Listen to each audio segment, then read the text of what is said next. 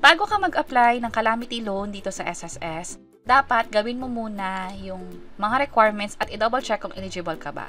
Pag-usapan natin yung mga detalye. By the way, kung first time mo sa channel natin at gusto mo pa ng mga online tutorial videos katulad nito, please click the subscribe button. Kung sakaling merong kalamidad sa lugar ninyo at dineklara na merong state of calamity kung saan pwede nang makapag-loan ng calamity loan, mapapag-ibig man yan or SSS, mas maganda na yung SSS account mo ay handa para dyan. Katulad nito, nung nag-apply ng either salary loan or calamity loan, nagkakaroon ng error message. By the way, kung kaka-declare pa lang ng state of calamity, bagong-bago pa lang siya, hindi agad makikita yung option na makapag-apply agad. Instead, ang nakalagay dito ay no available calamity loan assistance program as of this time. At yung mga dineklarang state of calamity dito, depende yan sa lugar or city kung saan kayo nakatira. And speaking nung city na yon, kung ano man yung nakadeclare na address ninyo sa SSS, doon magbe-base ang SSS kung eligible ba kayo for calamity loan. Halimbawa, pag pumunta kayo sa member information, member details, dapat yung home address nyo dito ay yun yung merong state of calamity. Kung hindi updated yung address na to, magpa-update na sa SSS, pumunta lang sa branch nila at sabihin na mag-update kayo ng home address para nga naman maging eligible kayo for calamity loan sa lugar ninyo. Tandaan na pagpupunta sa SSS, dapat lagi may dalang valid ID. Maganda rin na magdala na rin ng supporting documents para dito. Pero nung case ko, nung nag-apply ako dati, hindi na ako hininga ng billing address or ng proof. Instead, valid ID lang pwede na. Pero again, mas maganda kung may mga documents naman kayo at para hindi pa balik-balik, dalhin nyo na din. At ito nga pala yung halimbawa ng error message na makikita ninyo just in case na mali yung address na nakalagay doon sa information ninyo sa SSS. Kailangan pa itong ipa-update bago kayo makapag-avail ng loan. Also, ang isa pang dapat bantayan ay meron dapat kayong disbursement account. Nakalagay dito na no disbursement account eligible for salary loan. Kapag hindi pwede sa salary loan, hindi rin siya pwede for calamity loan. Ano yung disbursement account? Ito yung bank account or e-wallet na i-enroll sa SSS para dito ita-transfer yung nilo-loan natin.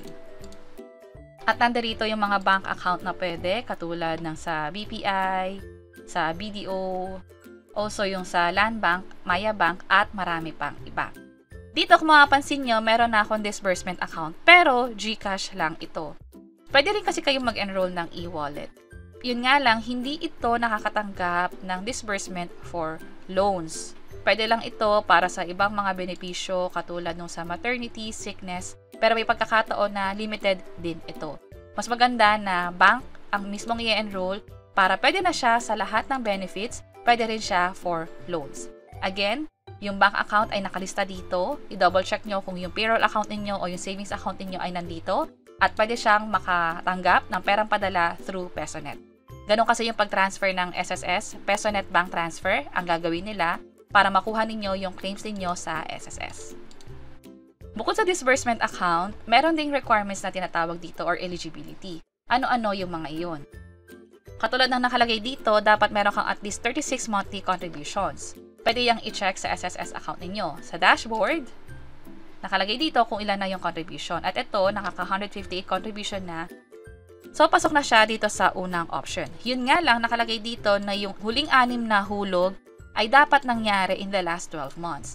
Kapag chinek yung account na to, ngayon ay July 2025 na, pero nakakatatlong hulog lang siya in the last 12 months. That's why hindi pa rin pasok itong account na to for calamity loan or kahit sa SSS loan.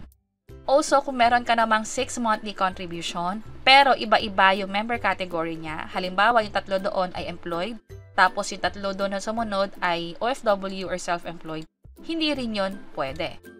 Nakalagay din yan dito. Dapat yung 6 posted monthly contribution, bago yung buwan na pag-apply ninyo ng calamity loan, ay dapat pareho yung membership type, katulad ng self-employed voluntary or OFW. And lastly, for others, katulad ng sinabi ko kanina, dapat kung ano man yung home address na naka-declare doon sa SSS account ninyo, yun din yung merong declaration ng state of calamity. At malalaman ito sa mga balita or mismo sa namumuno sa lugar ninyo. At itong 3 huli, ito yung mga hindi dapat kasali. Obviously, dapat hindi ka pa nakakakuha ng retirement benefit or permanent total disability kung saan nakakakuha ka na ng monthly allowance sa SSS or pensyon. Wala ka ring past due na short-term loan katulad ng mga hindi nabayarang salary loan dati or calamity loan na din. wala ring outstanding or existing na LRP or loan restructuring program or yung condonation na din, maging yung calamity loan assistance, wala rin dapat outstanding. So, yun yung mga dapat natin i-consider sa pag-apply ng calamity loan dito sa SSS. At kapag nag-apply na kayo, eligible na kayo sa lahat, pero ang nakikita nyo ay ganito pa din, posible nakakadeklara pa lang ng state of calamity at nag-a-update pa yung system ng SSS. Dati na-experience ko para umabot ng 2 days bago naging enable yung system at nakapag-apply ako. Pero ngayon hindi ko alam kung mas mabilis ba or magkakaroon ba ng ibang issue. Pag ganyan, mas maganda na mag-login sa SSS account ninyo para ma-double check kung pwede na mag-apply ng calamity loan, lalo kung eligible na kayo sa mga requirements nito. And that's it. Sana nakatulong tong video na to. Kung oo, pakiclick ang like button at para sa iba't ibang mga tutorial videos, pwede nyo i-check ito nasa baba. Sana makatulong. See you sa next videos!